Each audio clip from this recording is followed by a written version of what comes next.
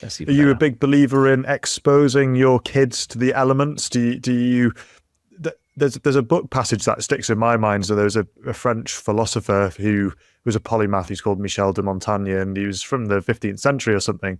It's quite funny. He ended up writing quite a lot about things he'd learned from reading other people's books and the great texts without having necessarily lived those experiences himself. He'd look back and regret that he didn't expose himself to nature and make his body strong and hard, even though his mind was strong, and he'd sit there in his library all day writing and reading.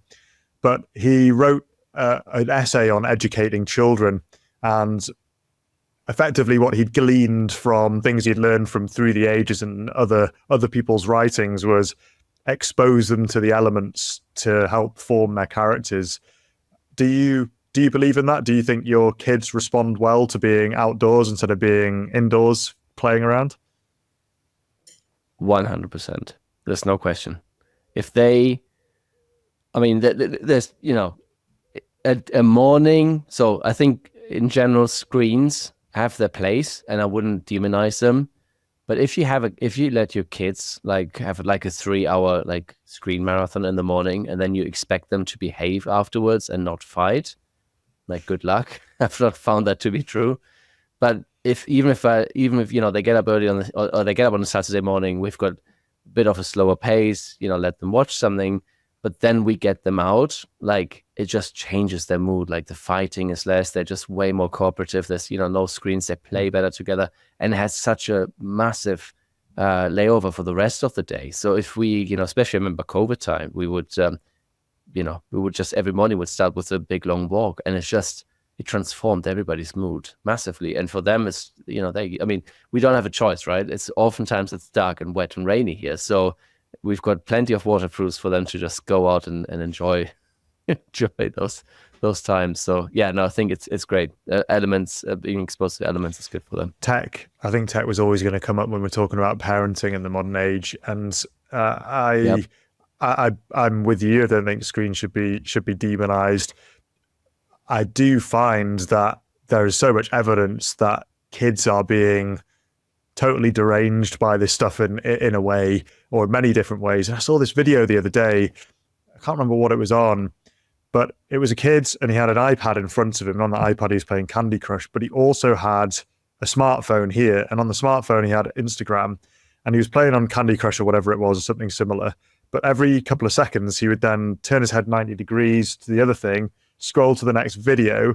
If something caught his attention, he'd pause for a second, but then he'd realize he needed to get back to his game. So you could see he was absolutely killing the game. You could see he was absolutely killing Instagram. He was liking and whatever. But it honestly looked like you were watching a little robot. He was no older than 5-6 years old. And you think about what that's going to turn into in the future. And I suppose this conversation that we're having, particularly where we live in the United Kingdom, about banning smartphones for kids who are under 16, and you think, well, there's a case to be made for that because we see the impact that it will have. What I find quite interesting, though, is how we obviously know there's something awry with smartphones and what it does to all of us, but we focus on banning them for children and yet never lead the example ourselves. And adults seem incapable, en masse anyway, of being able to keep their phones off meeting desks or meeting tables, or out of classrooms if they're teachers, or wherever in the workplace, or even just sitting amongst friends at the dinner table. And now what we're trying to do is, let's just ask the government to bring a law out, and hopefully that'll save our children, but we're not going to stop the addiction ourselves. And watching this develop over the years, I remember when smartphones came out, as you were just talking about earlier on with your first son, it wasn't even like iPhones had taken over then. I was working in Currys one time on the high street in Manchester, another time in Newcastle. And one of those stints working in those shops, the iPhone had come out. And I remember I went from being able to have conversations in the staff room and everyone was talking about, the big topics of the day, of the ages, right? We had people of all faiths talking about religion and atheists talking about it. We're all minimum wage workers. We're all talking about everything going on in our lives.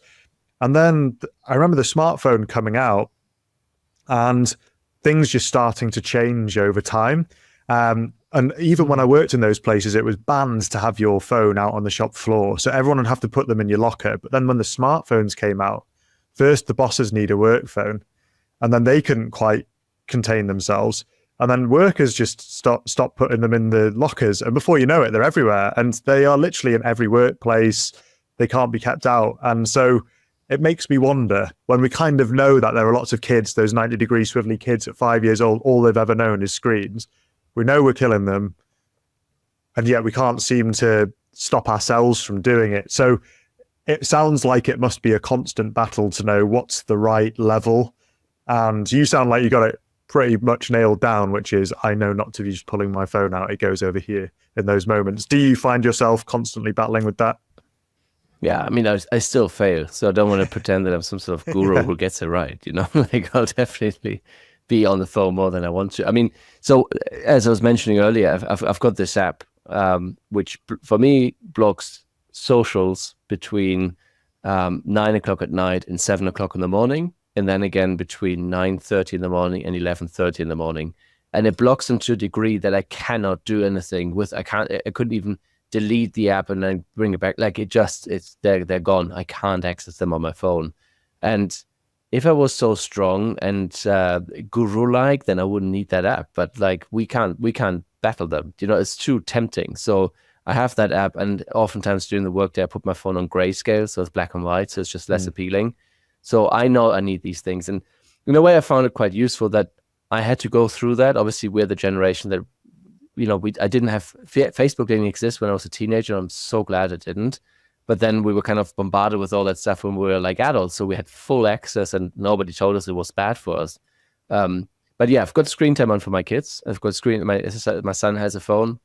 He's got screen time on, I think fairly limited. You know, it's got 20 minutes, and then nothing in the morning, nothing in the evening.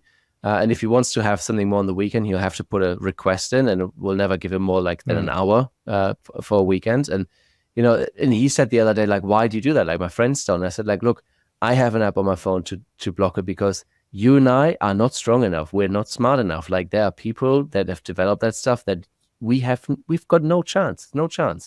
But, you know, he's really into basketball. I'm like, you can play your basketball game on your phone, or you can go out and shoot hoops or do some sprints. It's like, if you want to make it in that sport, there's only one way, and it's not going to be on your phone. So it's certainly a battle, but I think, as you rightly said, we have to lead by example. And it is quite sad to see, especially with friends, or if you're in the workplace and, you know, it's like lunchtime or dinner time, and suddenly everybody's like on their social feed, and you're like, why don't we just like talk to each other? Like, we're here, you know, we've been working, we might as well check in. Like, how are the things, how are people at home and stuff? And it isn't just phones. So, you know, it's the same with smartwatches. You know, I've got people that have like work email come ping through on their smartwatch, and you will have a meeting or stamp, and they will just look and kind of scroll through, and you're like, that's equally bad. Like, you might as well take your phone out, you know? So yeah, I think, I don't know what it will be, but we'll have to realize that these are tools, but they are, at the moment, they're using us, and we're not using them. Yeah, I totally agree. And I think it's great that actually we've reached a level of self-consciousness or awareness about the dangers of it. And there are people like you having those conversations with your son who's coming up going, why are we doing this? And you're developing that critical mind in him to realize that, actually, he's not strong enough to give in to the temptation. And actually, if my dad isn't, and he thinks that there's something to be concerned about, it plants that seed. Because my biggest worry about this en masse is we've got a whole generation of digital natives who this is all they've ever known. And obviously it wires our brains and the way we interact with the world and with people and how we see things. And they're going to have the hands on the levers of all of our nations and all of our institutions, public and private. And you can obviously see that there's various things within it that dehumanizes us. And that does worry me a lot. And so I'm hoping that what feels like a bit of a public reckoning with this stuff, even if we haven't fully nailed down what it might look like, is there's enough talk about it that maybe we humans may find it in ourselves to go, actually, that's not a path we want to go down. Maybe we can stop just digitalizing everything in our lives and go back to just being more face-to-face embodied humans. Yeah.